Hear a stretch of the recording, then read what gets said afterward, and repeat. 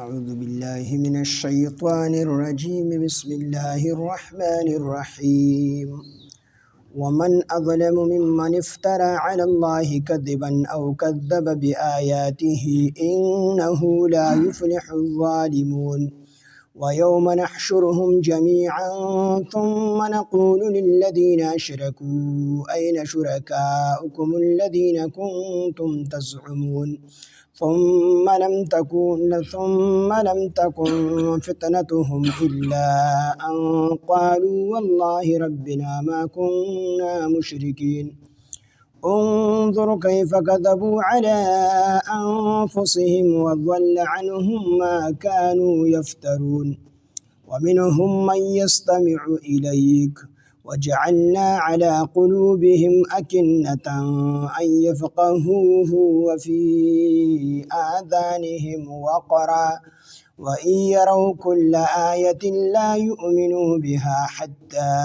إذا جاءوك يجادلونك يقول الذين كفروا إن هذا إلا أساطير الأولين وهم ينهون عنه وينأون عنه وإن يهلكون إلا أنفسهم وما يشعرون.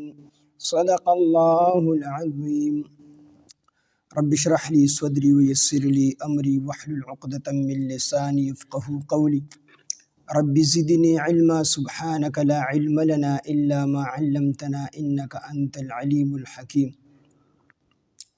سورة الأنعام ومسيپارا آیات نمبر 21. ومن اظلم او سوق زیاد ظالم دی ممن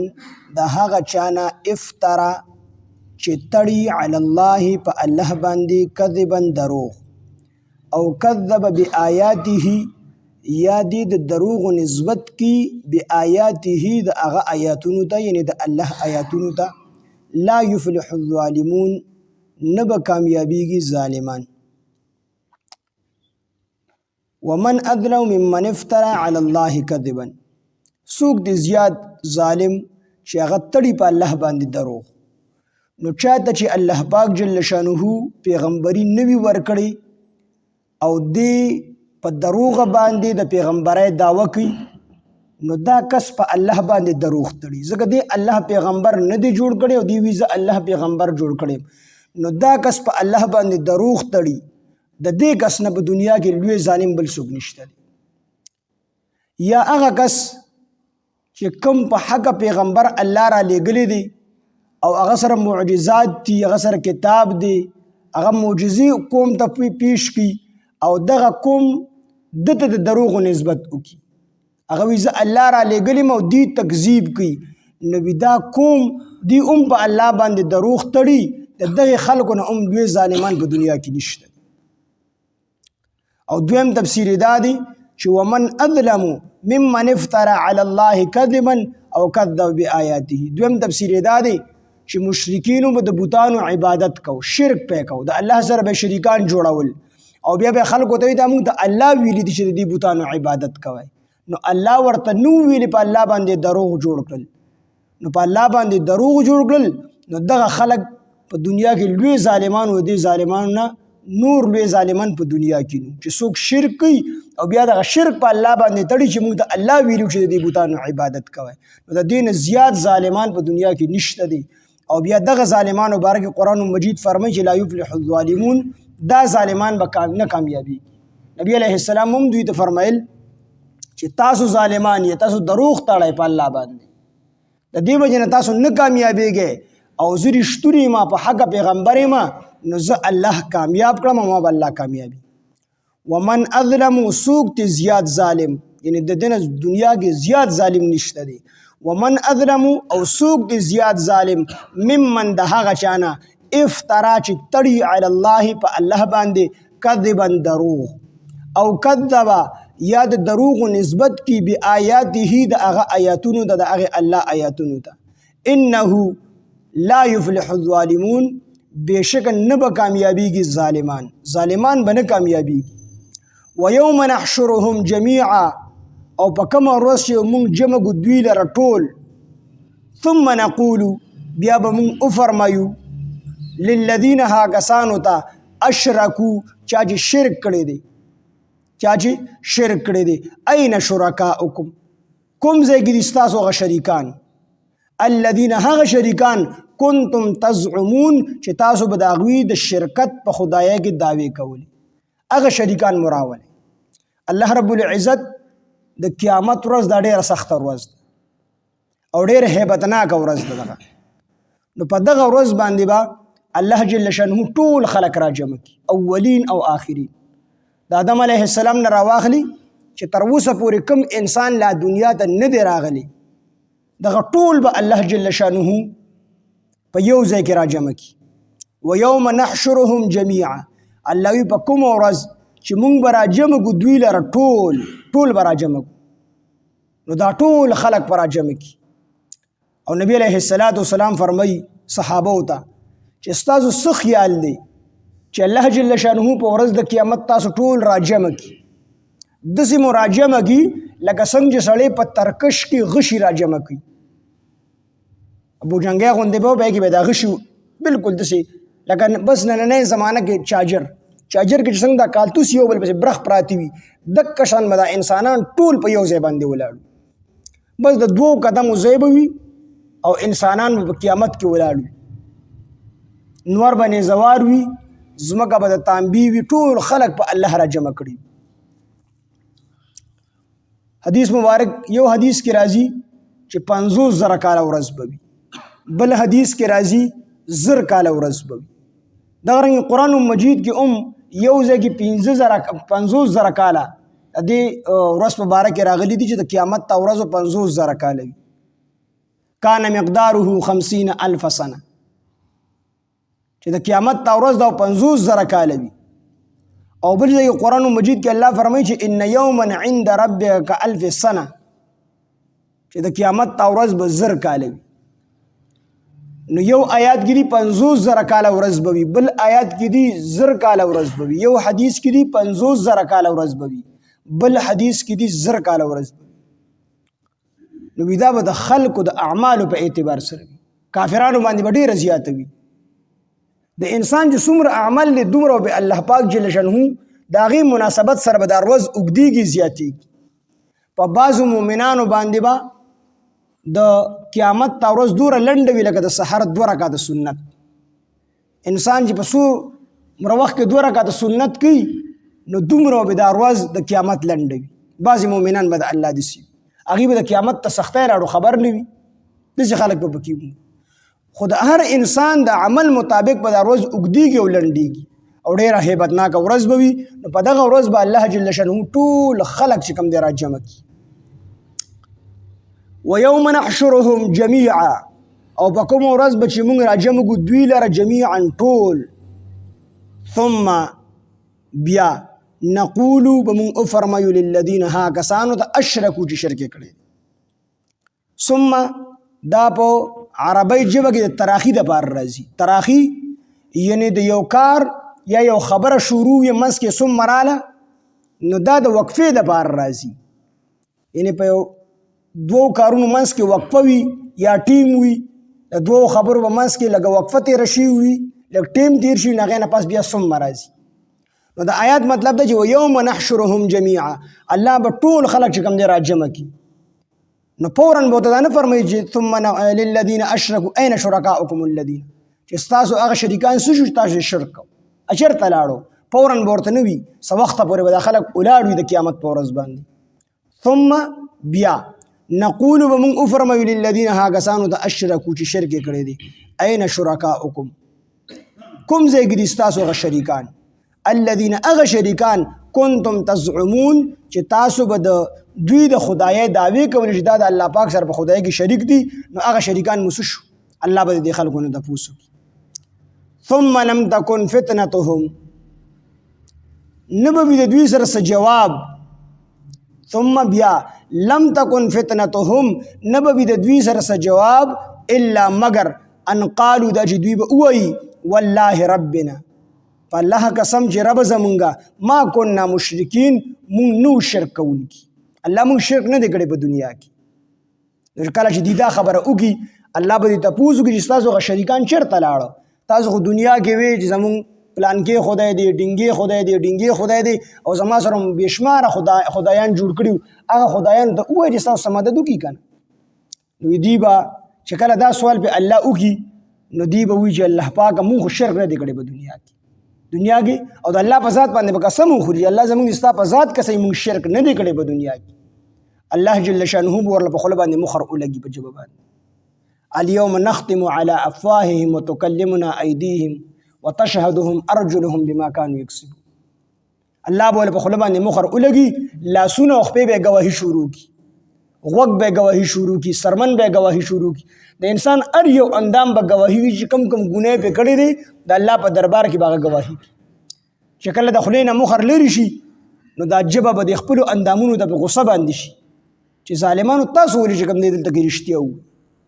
نو هغه اندامونه به ورته وایي چې د ژبې ته چې نن موږ د هغې رب هغې خالق او مالک ته ویلو طاقت راکړو چې کوم رب او کوم خالق مالک تا ته د ویلو طاقت درکړی دی او نن موږ د رښتیا ویلو نه زموږ دپاره بله لاره نه وه. د دې وجې نه موږ رښتیا خبرې وکړې. نو بس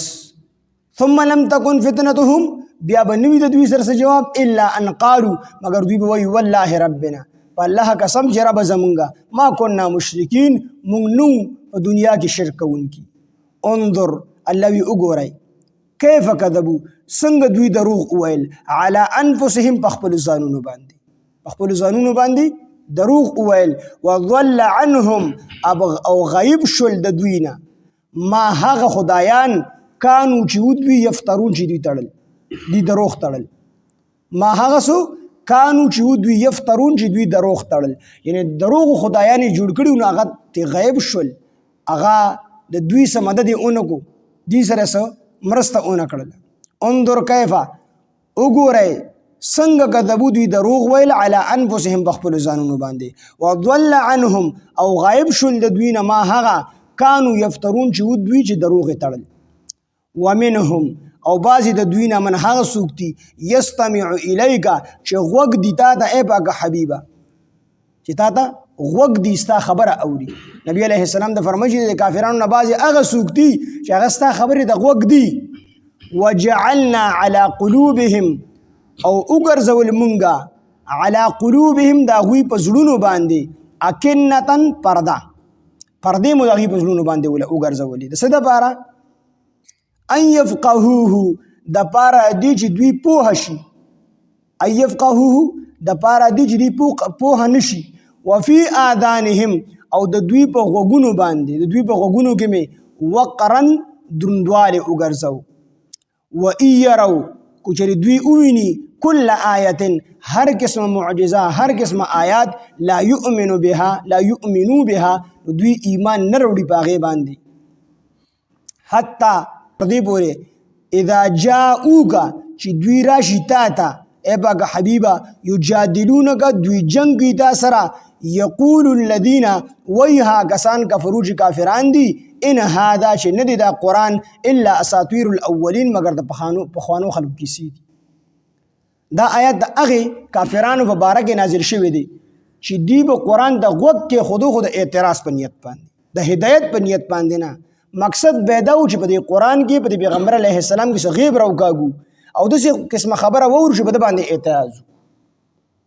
نو چې کوم خلک خو د چا بیان ته خو دوی په یو تنظیم کې ځي خو دوی د اعتراض په نیت باندې ځي د خپل اصلاح په نیت باندې نه ځي دته الله چېرته هدایت نه نصیب کړي. ټولو نه لومبي څیز خپل نیت ټیکول دي چې کو ته درس ته کښېنې نو چې په دې نیت باندې ناست چې الله زما اصلاح وکړي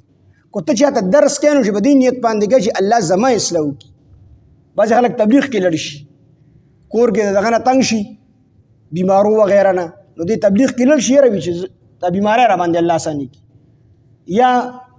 غریبي چې مالدار شم دا غلط نیت دی نو چې لړ شي نو واپس چې راشي نو ټیک نه شي هکه شان روان لرګي دا ولې وي د نیت نه دی ټیک کړی ته کو تبلیغ کې دی په دې نیت پسې چې الله زما اصلاح وکړي کو ته یوې خانقاه ته یو پیر لځې نو په دې نیت پسې چې الله زما اصلاح وکړي. په هر یو څیز کې به د خپل اصلاح نیت کوي نو چې کله تا د خپل اصلاح نیت وکړو الله به ستا اصلاح کوي ورسره به کوشش هم کوي نو بیا به الله ستا اصلاح کړي. عبدالقادر جیلانی رحمه الله وړوکې دی لا په لاره باندې روان دی یو الله والا ملاقات له ورسره 2 کسان ملګري شو. چې کله 2 کسان ورسره ملګري شو نو د ده نه یې تپوس وکړو وي ته دې پیر لځې د الله والا ځې د څه دپاره ځې؟ دوی زه صرف د دې دپاره ځم چې الله زما اصلاح وکړي، الله رانه راضي شي او زما تربیت وشي. نو ده د هغه دواړو کې د یو نه تپوس وکړو، یو ته وي ته چېرته روان یې؟ وي زه هم د الله والا ځم. څه دپاره ځې؟ وي د دې دپاره ځم چې الله مې مالدار کړي. دریم پکې عالم او ډېر قابل عالم، هغه نه یې تپوس وکړو ته چېرته روان یې؟ وي زه هم د الله والا روان یم. څه دپاره روان یې؟ دې دپاره ځم چې دې معلوم کړم چې دې صحیح سړی دی که غلط سړی دی. او یو 6 سوالونه مو پرې کوم چې د علم څومره دی. که د 6 سوالونو جوابونه یې راکړو زه به یې ومنم چې الله والا دی، او که دا یې رانه کړو نو دې 3 واړه لاړل. چې څنګه 3 واړه لاړل هغه ته مخامخ کېناستل. شیخ عبدالقادر جیلانی رحمه الله وړوکی دی، هغه ته وایي چې هغه ورځ لرې نه ده چې ته به د بغداد په منبر باندې کښېنې او ستا د خولې نه بس الفاظ ووځي او هغه الفاظ به الله جل شانه د ټولې دنیا اولیاو ته ورسي او ټول اولیاء به ستا د دې ولایت ته خاطره خپل سرونه ښکته کړي. او د بل ته وی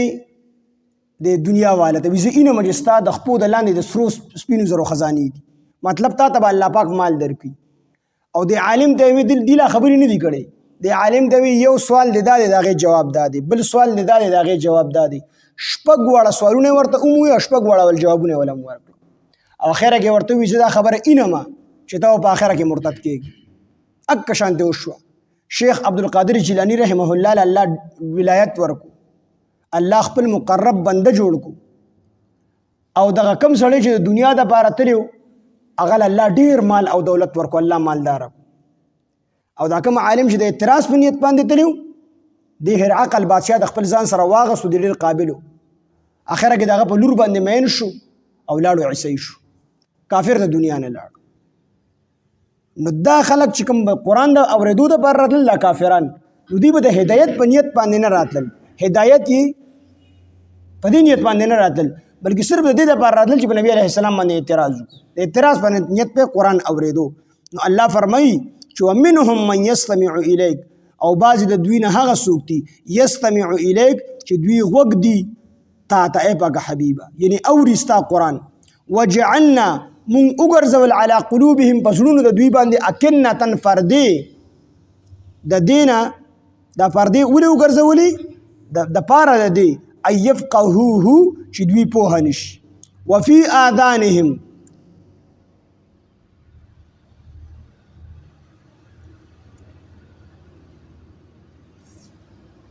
فی قلوبهم په زړونو د دوی باندې اکنتن پردې ان یفقهوه،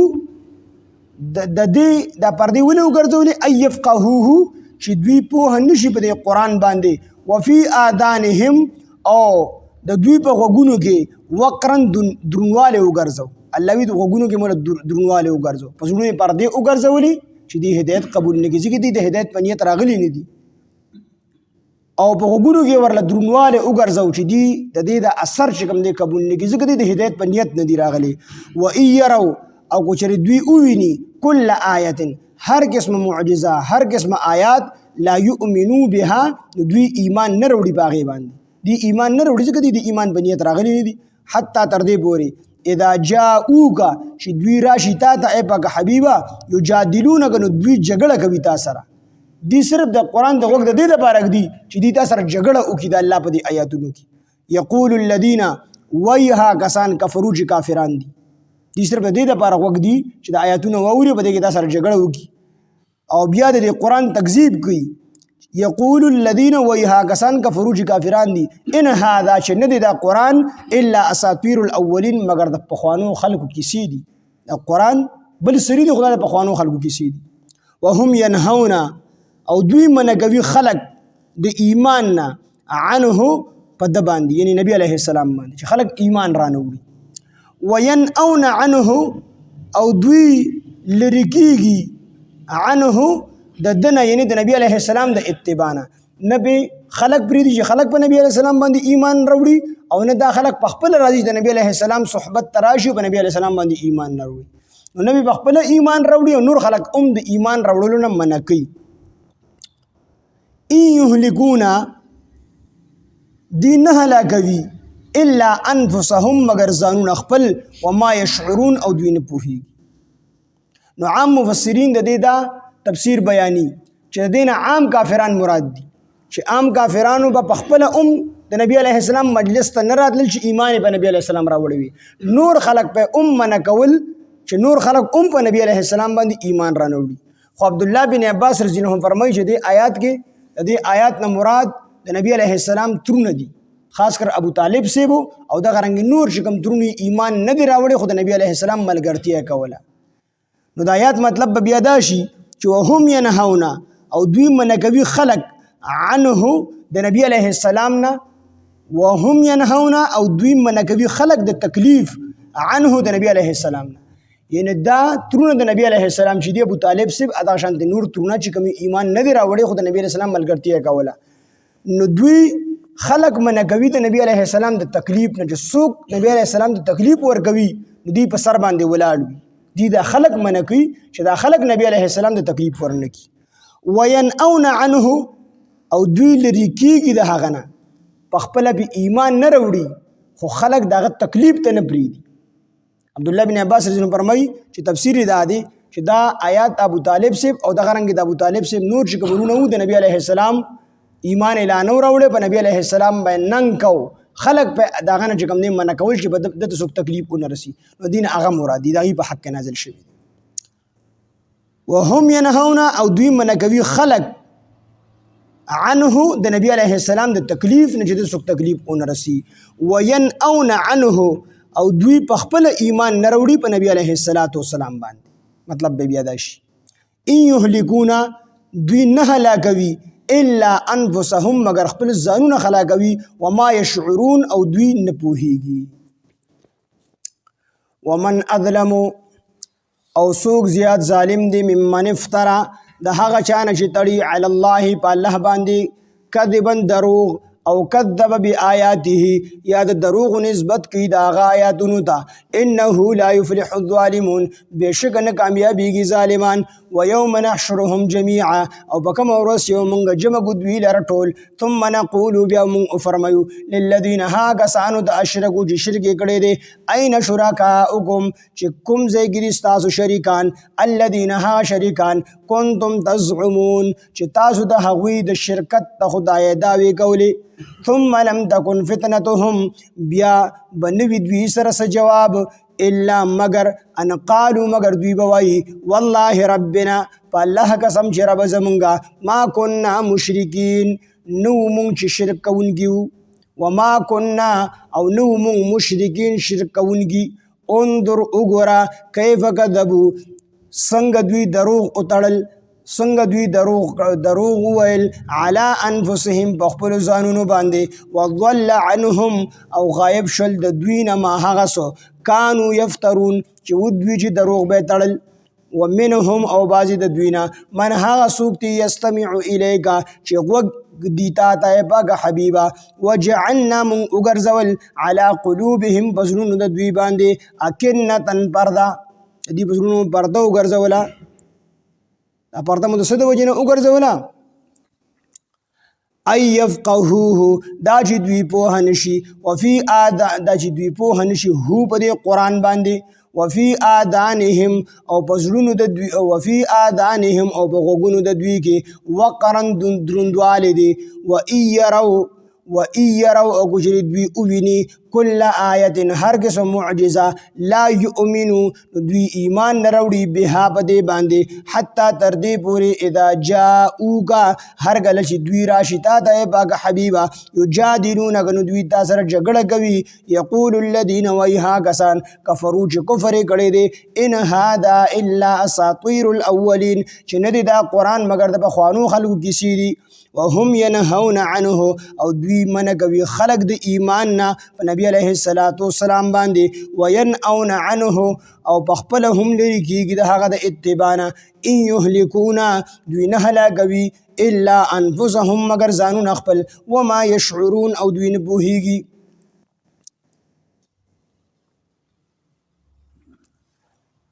ومن اظلم او سوق زیاد ظالم دی ممن افترا د هغه چانه چې تړي علی الله په الله باندې کذبا دروغ او کذب بآیاته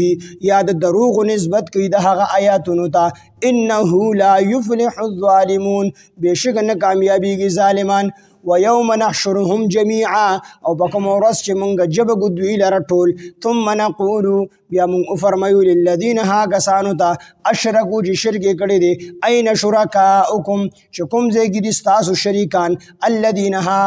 کنتم تزعمون الذین ها شریکان کنتم تزعمون چې تاسو به د هغوی د شرکت ته خدای دعوی کولې ثم بیا لم تکن فتنتهم نبوي د دوی سره جواب الا مگر ان قالوا دوی بوئی والله ربنا فالله قسم رب زمونگا ما كنا مشرکین نو مونگا چې شرک مکولو. انظر